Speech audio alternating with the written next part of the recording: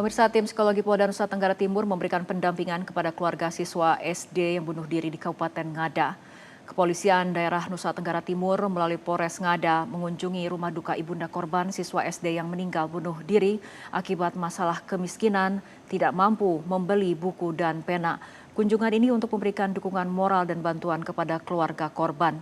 Pendampingan psikologis dan trauma healing dilakukan oleh pendamping psikolog Dokkes Polres Ngada bersama sejumlah personil Polwan.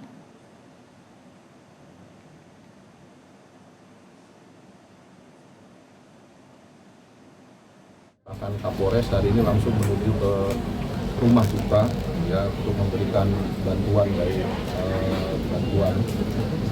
material maupun pembinaan pendampingan mental. Psikologi kita sudah mengirim juga ke psikolog maupun konselor untuk memberikan pendampingan kepada keluarga korban. Dan kita harapkan kita juga bisa membantu meringankan Menteri Pemberdayaan Perempuan dan Perlindungan Anak Arifah Fauzi menyebut keputusan tragis yang diambil siswa SD YBR di Ngada NTT tidak bisa dilihat sebagai akibat dari satu faktor tunggal saja. Ketidakmampuan membeli alat tulis hanyalah pemicu terakhir dari rangkaian tekanan sosial dan ekonomi yang dialami oleh korban. Persoalan seperti yang kasus pada hari ini kita bahas, ini bukan hanya persoalan tentang ekonomi, bukan hanya persoalan tentang kesehatan, tetapi juga bagaimana pola asuh dalam keluarga. Sehingga anak ini mempunyai ruang ketika apa yang dia rasakan itu bisa dibaca dan bisa dicarikan solusinya.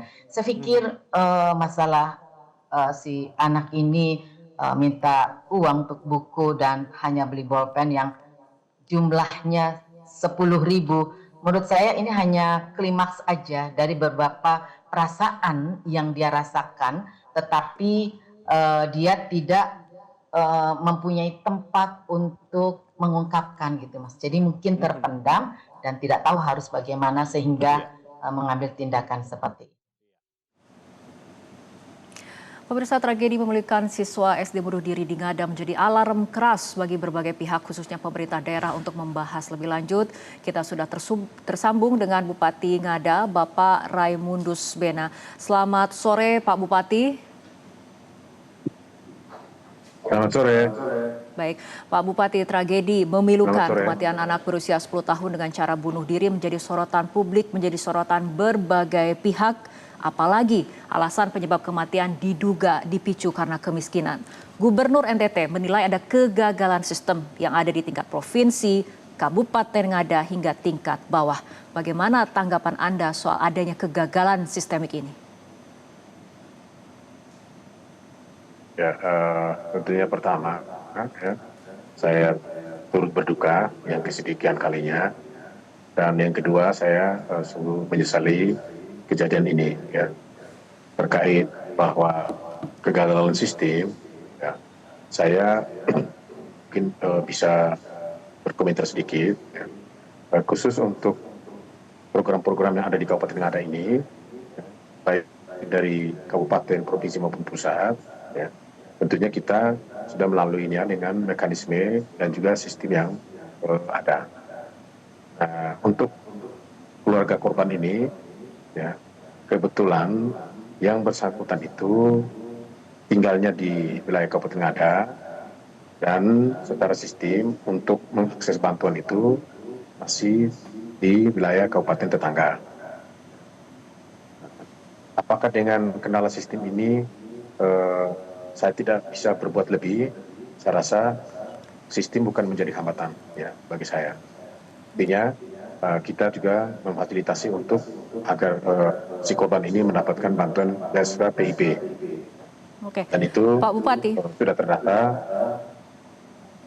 Nah, artinya apakah keluarga korban ini terdata sebagai warga miskin, Pak Bupati?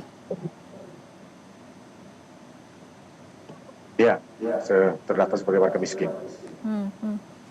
Jika kemudian terdata, apakah tidak ada upaya kemudian untuk mendeteksi bagaimana kondisi warga yang terdata sebagai warga miskin ini? Untuk pendeteksian itu melalui bantuan-bantuan, ya, yang didapatkan selama ini. Ya. Nah, ini kan dua keluarga nih, ya, keluarga ibunya dengan 3 anak, ya. Terus ada keluarga neneknya dengan 2 anak, ya. Yang ibunya dengan 3 anak ini itu terdaftar di kabupaten tetangga, sedangkan neneknya dengan 2 anak itu terdaftar di kabupaten kita, di Kabupaten Ngada. Dan untuk keluarga ini, ya, sudah ada beberapa bantuan yang kita berikan, ya. Salah satunya bantuan pangan non tunai yang diberikan itu sejak 2023 sampai sekarang. Juga BLT itu dari tahun 2020, ya. Terakhir saya lihat sampai 2020. Terus juga ada juga BPIJK berkaitan dengan iuran kesehatan, ya, untuk BPJS. Nah, itu juga terdaftar dan mendapatkan bantuan itu. Bahkan untuk ibu korban yang secara data itu terdaftar di kabupaten tetangga, tapi dalam rekaman saya ketika tim saya turunkan itu ke desa itu juga dibantu dengan dalam bentuk ternak, ya. Pernah bantu dalam bentuk ternak. Oke, Pak Bupati. Kemudian tapi mungkin publik bertanya-tanya, Pemda kan memiliki sekolah, memiliki puskesmas dan juga aparat desa. Kemudian ketika terjadi tragedi memilukan ketika seorang anak berusia 10 tahun memutuskan mengakhiri hidupnya karena tekanan ekonomi dan juga sosial. Apakah tidak ada pihak yang bisa mendeteksi kondisi korban sebelumnya?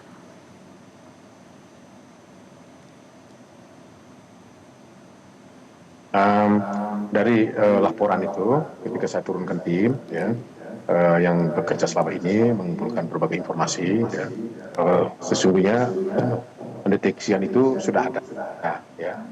Bahkan kepala desa itu sampai berkali-kali mengingatkan, ya, bahwa pemutahiran atau mutasi data kependudukan penting. Ya, ini kita sudah ada bantuan, mana segera mungkin, ya, termasuk misalnya di sekolah, ya.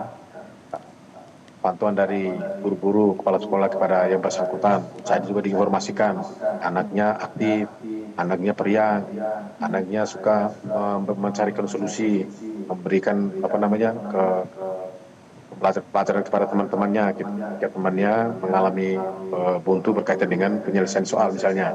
Ya. Oke. Ketika monitoring sudah dilakukan, artinya menurut Anda apa yang sebetulnya terjadi pada kondisi ataupun pencetus korban kemudian memutuskan mengakhiri hidupnya?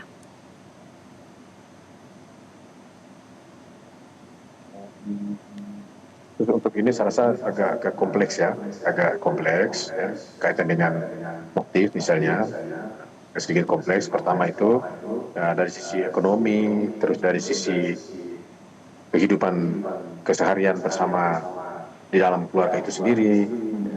Ketika kita lihat, terus juga di sekolah kehidupannya seperti apa, ya, dan itu pun agak-agak kompleks, ya. Oke. Nah, kembali pada kondisi korban, karena kita ketahui bagaimana dalam regulasi dalam pasal 31 Undang-Undang 1945 mewajibkan negara membiayai pendidikan dasar serta alokasi minimal 20% anggaran negara untuk sektor pendidikan. Artinya bukankah maknanya sudah jelas bahwa tidak ada anak yang terhambat sekolah karena kemiskinan termasuk untuk kebutuhan yang paling dasar, Pak Bupati?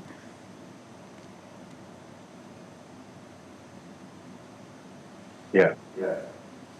Pertanyaannya? Artinya peristiwa seperti ini seharusnya kemudian bisa ya, untuk kita... hal ini, ya. Silakan Pak Bupati.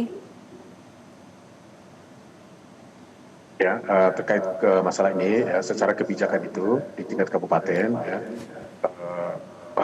kita bahkan memberikan lebih, ya, khusus untuk PIP ini, ya, PIP beasiswa itu tidak hanya PIP versi pusat, ya, tapi di kabupaten saya juga secara kebijakan saya juga menyiapkan PIP versi daerah. PIP versi daerah khusus bagi anak-anak yang tidak mendapatkan PIP pusat, ya.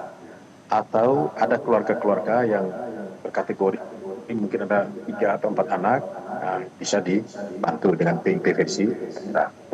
Bahkan ada kebijakan saya itu untuk menyediakan pakaian seragam untuk anak-anak yang tidak mampu.